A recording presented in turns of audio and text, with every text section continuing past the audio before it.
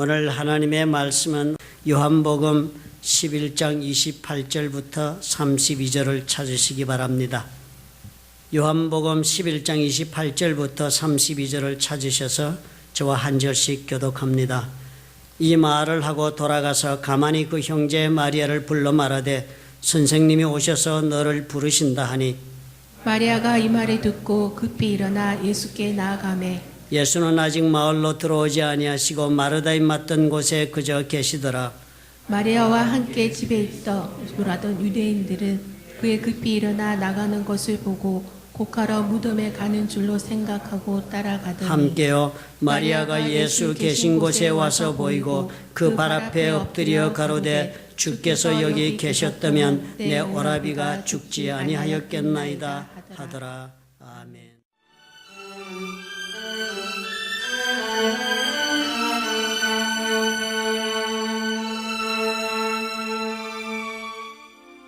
신앙이 있어서 좋은 경우가 이런 경우가 아닐까 생각이 듭니다. 마리아의 경우처럼요.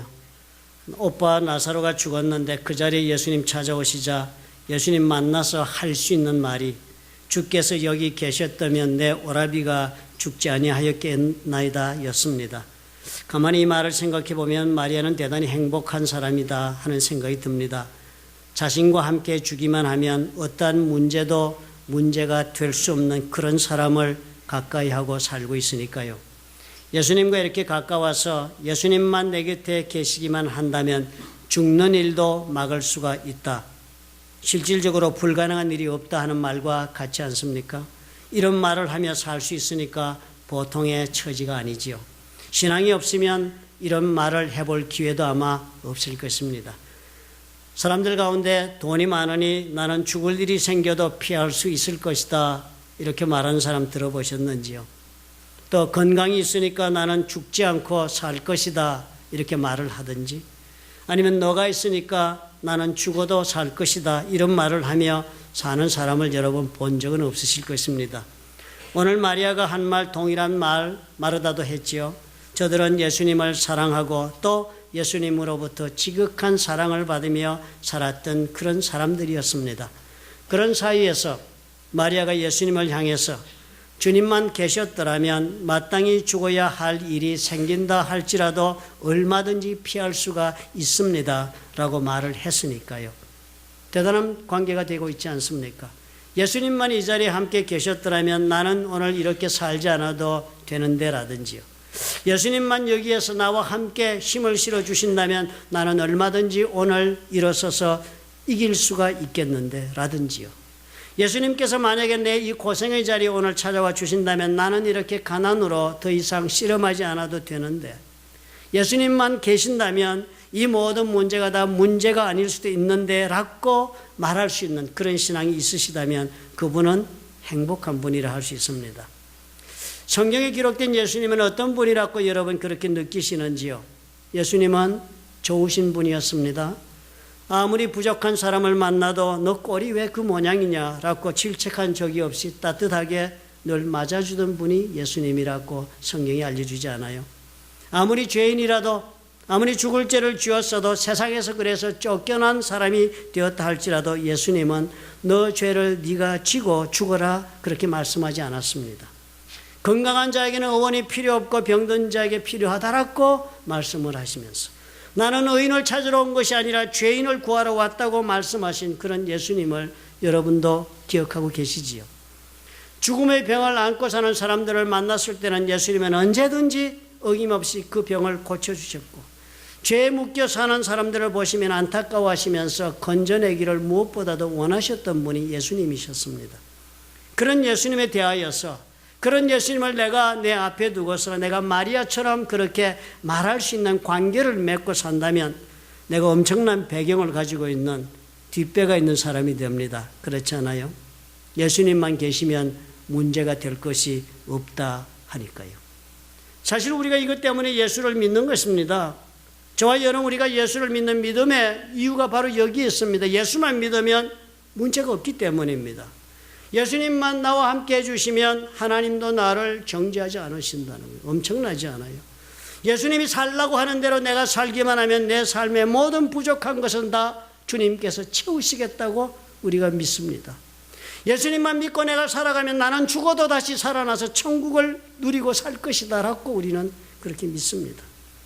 사실 우리가 이렇게 믿는다 하는 것들 가만히 여러분 생각해 보시면 어때요?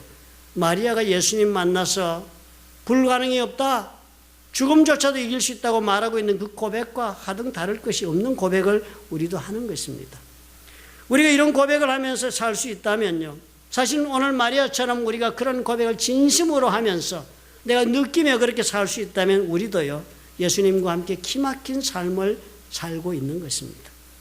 그렇다면 문제가 여기에 있습니다.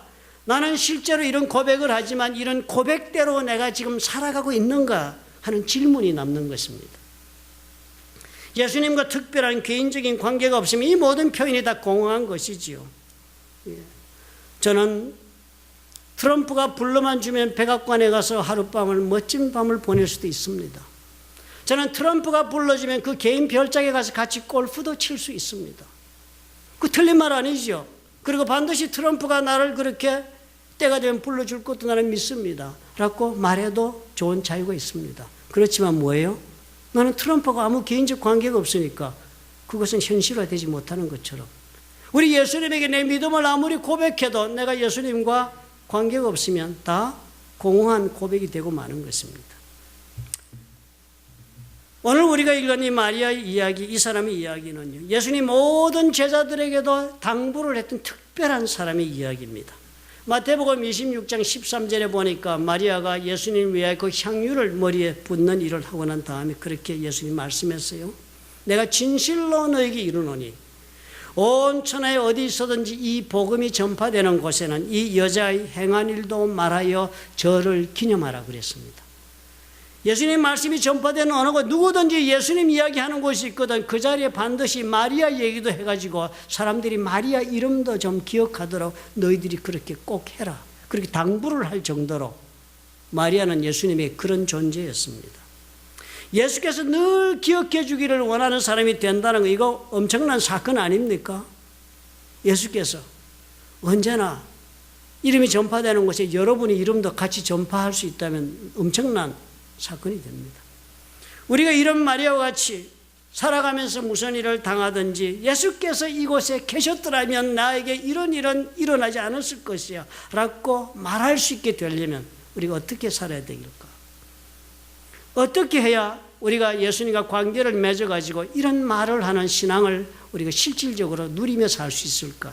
고백만이 하는 신앙을 살 수 있어야 하겠습니다. 그렇죠? 오늘 마리아 이야기를 우리가 한번 살펴보면서 그 인도하심을 찾아보십시다. 예수님만 계시면 된다 하는 그 믿음을 얻을 수 있는 방법을 우리가 오늘 찾아보도록 하겠습니다. 그 첫째가요, 예수님이 나를 부르시는 그 음성에 응답해서 예수님 앞으로 나가야 합니다. 대단히 간단한 말씀 같지요. 그러나 실제로 실천이 너무 어렵습니다.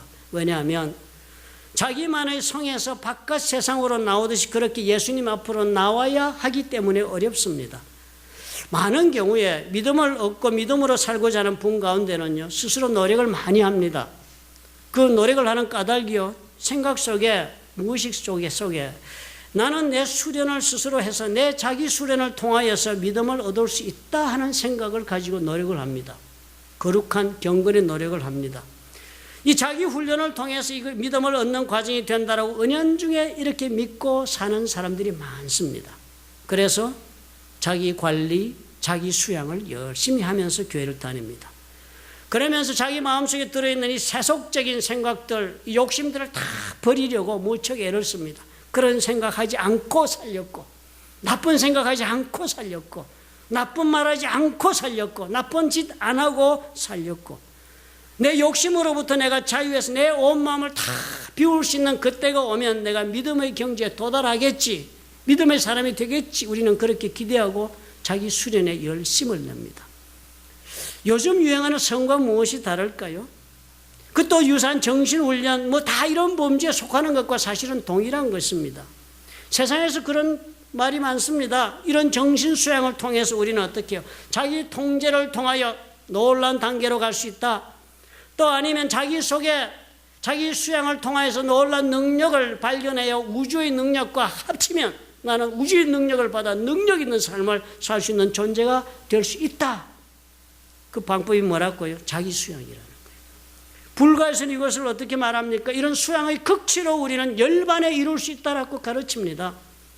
요즘 유행하는 여러 종교, 유사 종교, 뉴에이지 종교들 모두가 다 우주의 초월적 기운과 내가 연합하는 방법이 자기 수양이라고 말씀합니다. 그러나 예수를 믿는 것은 이런 정신 수양 혹은 더 나아가서 내 정신을 내가 잘 훈련하는 것으로 믿음을 얻게 된다고 가르치지를 않습니다. 로마서 3장 23절은 뭐라고 적어놓았습니까? 모든 사람이 죄를 범하였음에 하나님의 영광에 이르지 못한다 그랬습니다.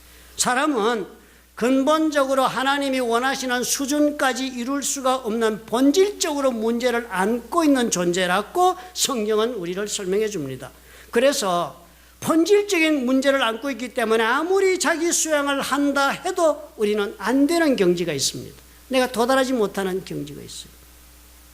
여러분, 성경 속에 이스라엘 사람들의 이야기를 기억해 보십시오. 그 옛날 이 사람들은 하나님의 놀라운 능력으로 은혜를 입어서 애굽에서, 에집트에서 나와서 독립국가를 이루고 가나안 땅에서 Promised Land, 약속의 땅에서 복된 삶을 시작했던 사람들이었습니다. 이 사람들 에집트에서 나오자마자 하나님은 바로 이 사람들을 준비시키기 시작했습니다. 광야에서 곧바로 저들에게 앞으로 이렇게 살아주었으면 좋겠다 하는 하나님이 원하시는 생활 방식을 저들에게 율법으로 바로 주었습니다. 광야 나오자마자. 그래서 이 사람들은 어떻게 됐겠습니까? 하나님이 직접 자기들에게 법을 주어서 이렇게 살아라, 그러면 내가 너희들을 보장하겠다라고 하셨으니까 하나님으로 받은 이 율법, 이것을 열심히 지키고 살면 모든 것에 대한 해답이 된다 하고 저들은 살았습니다. 하나님이 주셨으니까. 그런데 결과가 어떻게 되었다고 성경이 복잡하게 적고 있습니까? 그런 그들의 노력은 처절히 실패했다 하는 것입니다. 하나님의 법을 지켜서 득도하고 싶어 모든 것에 대한 해답을 얻은 자리까지 올라갈 수 있다고 생각하고 율법을 지켜보려고 시작을 했습니다.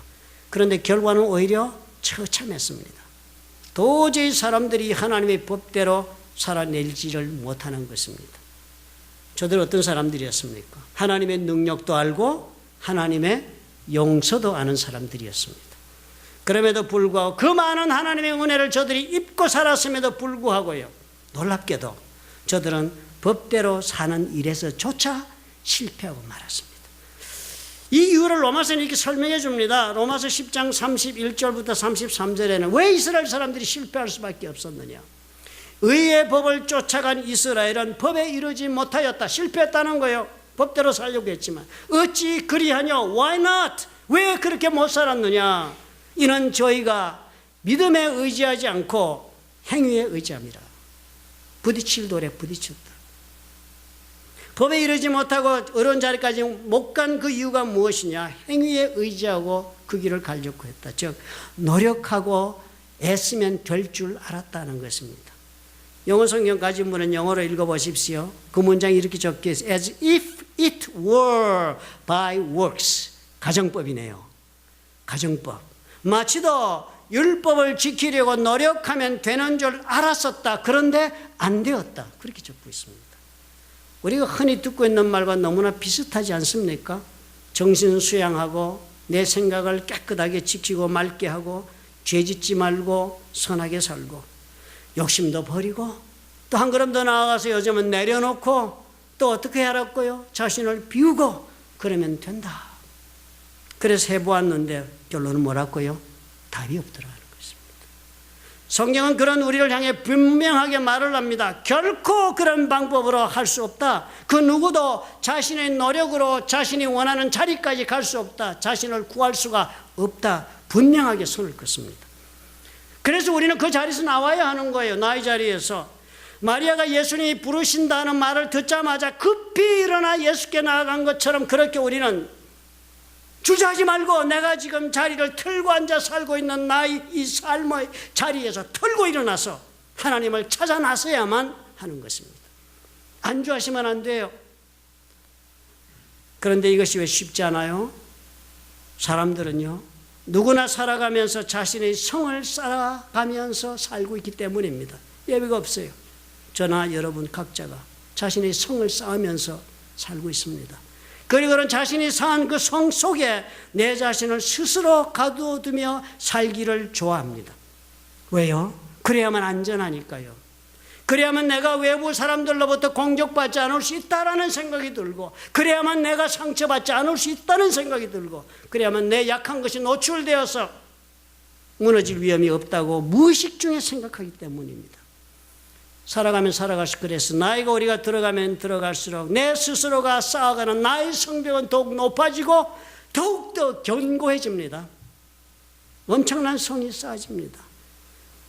그러니 세월을 살아서 더욱 지혜가 많아지고 있다고 나는 스스로 그렇게 생각할지는 모르지만 결국은 높은 성, 견고한 성을 쌓고 들어앉은 나는 세상으로부터 격리되어 있다 하는 내 자신을 내가 깨닫지도 못한 채로 이게 사는 것인 줄 알고 우리는 살고 맙니다. 예수를 믿는다 하면서도 이스라엘 백성들이 애굽에서 에집트에서 바로 왕의 명령을 따라서 벽돌을 만들었습니다. 그렇죠? 짚을 넣어서 벽돌을 만들어 성을 쌓는 그런 일을 했습니다. 그렇게 하는 것처럼 우리는 어떻게 해요? 내 자신이 스스로 선택한 벽돌로 내 성벽을 쌓아갑니다. 내가 스스로 만드는 벽돌의 재료가 다 있어요. 나만의 재료, 남들과는 다른 재료. 내가 사용하는 지퍼의 종류가 다양합니다. 내가 선정한 기준, 이것이 바로 나의 가치관이지요. 내 가치관을 따라서 나는 옷은 어떻게 입어야 해. 어떤 음식을 먹고 사는 것이 최선이야. 어떻게 말을 하며 사람이 살아야지. 어떤 사람들과 교제해야 제대로 사는 거지. 무엇을 내가 인생에서 목표로 하고 살아야 그것이 잘 사는 인생이지 하는 것들이, 이것들이 바로 내가 쌓고 있는 나의 성벽에 그 벽돌을 만드는 재료들이지요. 나는 이게 돼야 한다, 저래야 한다라고 생각하고 이것이 옳은 거야, 이것이 좋은 것이야 하니까요. 그리고는 그렇게 만드는 벽돌로 그 성을 쌓고서는 이것들에 나는 스스로를 가두어두고 살아갑니다. 옷은 이렇게 입어야 해, 이렇게 먹어야 해, 이런 취미생활을 해야지, 사람들과는 이렇게 교제해야 해 하는 것이 어느덧 나의 선택사항이 아니라 나에게 생활의 법이 됩니다. 나는 나를 이렇게 세상으로부터 보호한다, 이렇게 해야만 나는 제대로 살아갈 수 있다고 생각을 합니다. 이 생각이 굳어요. 이것이 굳어가면 우리는 그것을 가리켜 고정관념이다 그렇게 부릅니다. 이렇게 나만의 성을 쌓고 그 성 안에 갇혀 사는 한 우리는 하나님을 만날 수 없습니다. 여기서 나오셔야 해요. 하나님을 만나러 가는 길은 나의 이때까지 살아온 삶의 원칙, 나를 보호해주고 있다 생각이 드는 것들로부터의 탈출을 의미합니다. 탈출하셔야 해요. 그렇게 나올 수 있으셔야만 예수님을 만날 수 있습니다. 관계를 맺는 일을 시작하실 수 있어요. 공허한 고백이 아닌 실질적으로 예수님과의 관계가 시작될 수 있습니다. 두 번째로 그렇게 나오시고 나면 반드시 이 단계를 거치셔야 해요. 예수님께 무릎을 꿇고 경배하실 수 있어야 합니다. 마리아가 바로 그렇게 살았습니다. 마리아가 예수 계신 곳에 와서 보이고 그 발 앞에 엎드려 가로되 주께서 여기 계셨다면 내 오라비가 죽지 않았겠나이다. 그 발 앞에 엎드렸다 그랬습니다. 이 표현은요, 누구의 발 앞에 엎드렸다는 것은 고대 사회에서는 왕의 앞에서는 엎드리고 신의 앞에서 제사 지낼 때는 엎드리는 자세입니다. 경배하는 자세요. 이 경배하는 자세, 발 앞에 엎드리는 자세는 상대방의 권위에 전적으로 나를 쳐서 복종시킨다 하는 의사 표시를 하는 것입니다. 그러니까 마리아 지금 뭐 한 겁니까? 예수님 앞에 나와서 전적으로 예수님이 하나님이 되시는 그 권위에 순종하는 자세를 취했습니다. 마리아는 언제나 주님 앞에 이 자세를 유지했습니다. 만약에 우리 가운데 그 누구든지 간에 나도 이 마리아와 예수님과의 같은 그런 관계를 예수님과 맺고 싶다 하는 분이 있다면 이 장면을 주목하셔야 합니다. 예수님은 그저 존경할 만한 선생님이나 철학자 혹은 사상가가 아닙니다. 아니면 그저 능력이 많은 초능력자가 아닙니다. 예수님은 사람의 몸을 입고 이 땅에 오신 하나님이라는 엄숙한 사실을 우리는 기억해야 합니다. 그런 까닭에 시편 29장 2절은 그런 하나님이신 까닭에 우리가 그분 앞에 나올 때는 반드시 취할 자세는 한 가지 자세밖에 없다고 가르칩니다. 여호와께 그의 이름에 합당한 영광을 돌리며 거룩한 옷을 입고 여호와께 예배할지어다. 합당하게 예배를 드리라는 거예요. 하나님 앞에. 하나님이 신이 되시고 그런 분이시니까 마땅히 우리가 그분의 권위 앞에 내 자신을 쳐서 복종시키는 삶의 자세를 취해야 마땅하지 않느냐라고 시편이 가르쳐주고 있습니다. 이 자세가 있어야 관계가 제대로 만들어집니다. 상대의 권위를 전적으로 인정해 주어야 정상적인 관계가 시작될 수 있지 않습니까? 인간 세상에서도 그런데요. 아버지하고 아들의 관계 보십시오. 그런 아들도 많습니다. 요즘 아버지에게 좋은 건 다 받았으면 아버지 권위를 절대로 인정을 안 해요. 절대로 아버지 권위를 인정하는 아들과 아버지 관계는 여러분 어떻습니까? 가서 보니까 관계가 없잖아요. 그죠? 서로 비난하고 서로 욕하면서. 아버지도 아들인데 왜 그럴까? 부부 사이도 마찬가지입니다. 상대방의 권위를 인정해주면 관계가 맺어지지 않습니다. 제대로. 남편의 권위를 전혀 인정하지 않는 아내와 더불어 무슨 부부 생활이 이루어지고 무슨 결혼 관계가 이루어지겠습니까? 권위를 전적으로 인정하지 않으면 관계는 시작되지 않아요. 예수님에게 내가 경배하는 자세로 나아간다면 전적으로 내가 예수님의 말씀에 내 자신을 쳐서 복종시키겠다 하는 것이 경배의 자세입니다. 이것이 없으면요, 예수님과 나는 관계가 시작이 안 됩니다. 이제까지 내가 중요하다고 생각하는 것들이요, 내 가치관에 따라 나는 이렇게 살아야만 한다고 내가 붙잡고 사는 것들, 내 손으로 쌓은 내 인생의 성벽을 이루는 것들은 이제 더 이상 아무런 의미가 없어져야 합니다. 그것으로 나는 사는 사람이 될 수가 없기 때문이에요. 하나님이 중요하다면 이제부터는 그게 중요한 게 돼야 해요. 하나님이 지금 해야 하는 일이라면 그것을 내가 지금 하는 사람이 되어야 해요. 내 의견이 따로 설 수가 없습니다. 이것이 경배하는 자의 처지입니다. 하나님은 사랑이시라 또 예수님은 그 사랑 때문에 나를 위하여 십자가에서 죽는 일도 마다하지 않으신 그런 분이라 하더라도 내가 예수님을 예배하지 못한다면 더 이상 관계가 진전될 수가 없습니다. 그것으로 그만이에요. 그것으로 그만이에요. 너 나를 믿느냐? 잘 믿어라. 그것으로 끝이에요. 예수님께서 계시기만 한다면 나는 문제가 없어 하는 이런 신앙을 내가 얻고 살고 싶다면 예수님 앞에 나와서 예수님이 세우시는 법을 따라 살겠다, 예수님의 말씀의 권위에 내가 순종하겠다 결심해야 합니다. 달리 관계가 남다르게 시작되는 것이 아닙니다. 이 경배는 권위에 대한 온전한 순종입니다. 그 자세를 앞으로 주여 말씀하옵소서, 그 말씀대로 내가 복종하겠나이다 하는 내 마음의 결의 표현이 있을 때 깊은 관계가 시작된다는 사실을 주목합시다. 세 번째로 예수님과 특별한 관계는 예수님을 섬겨서 만듭니다. 예수님을 섬기셔야 해요. 섬김이 없으면 관계가 더 나아가지 못합니다. 마리아 단순히 주님을 찾아와서 그 발 앞에 엎드린 것으로 끝나지 않았습니다. 마리아는 예수께서 이제 곧 십자가를 향하여 걸어가시고 계신다는 사실을 직감합니다. 이번에 베다니에 찾아오시죠. 일주일 내로 들어가시잖아요. 놀랍게도 본인이 직감하자마자 누가 가르치지도 않고 요구하지도 않았지만 자신이 가장 귀하게 준비해온 향유를 주님을 위해 다 쏟아부었습니다. 이런 마리아의 행동을 예수님은 이렇게 해석을 해 주셨습니다. 다른 사람들이 왜 그러지? 다 어리둥절했습니다. 제가 왜 저래? 그 비싼 거를 300데나리온이라고 그랬습니다. 1데나리온이라 그러면 노동자 1일 봉급이라고 그랬어요. 1일 노동자 임금이라니까. 요즘 제가 이 노동하는 사람 불렀으면 120불 정도 줘야 됩니다. 하루 8시간 쓰는데 뭐 쉽게 잡아서 100불이라고 합시다. 그러면 300이면 3만 불입니다. 3만 불어치 향유입니다. 향수. 그런데 그 남들은 다 어떻게 그 큰 돈을 저렇게 막 사람 머리에 붓고 저렇게 발 씻고 낭비하느냐. 아무도 이해 못했지요. 그런데 주님이 이렇게 해석을 해 주었습니다. 이 여자가 내 몸에 이 향유를 부은 것은 내 장사를 위하여 함이니라. 내 장례를 준비하기 위해서 한 것이다. 예수님 그렇게 해석을 해 주신 거예요. 마리아가 지금 이 향유를 부은 것, 이 가장 귀한 3만 불어치를 쏟아부은 것이 내 장례식을 준비하려고 해준 일이다. 마리아는 어떻게 했습니까? 예수님 마지막 가시는 길을 이런 모습으로 섬겼습니다. 요즘 우리 쉬운 말로 하면 마리아가 예수님의 장례 길을 챙겨드린 것입니다.